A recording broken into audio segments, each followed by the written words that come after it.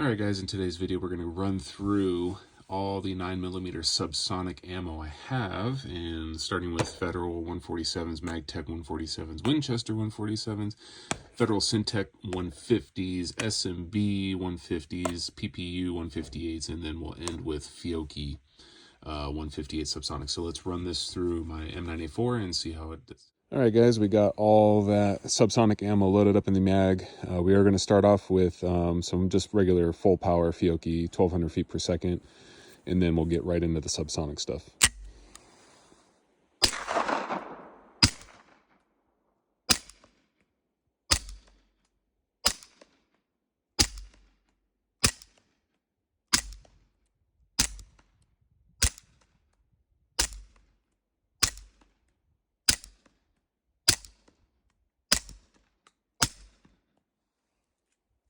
There you have it.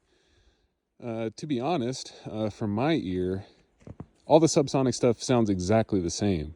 So I would suggest just try to find, like if you're going to shoot subsonic, just get the cheapest stuff you possibly can. There's no difference to my ear from the more expensive stuff to the least expensive stuff. Just get the cheapest stuff you can.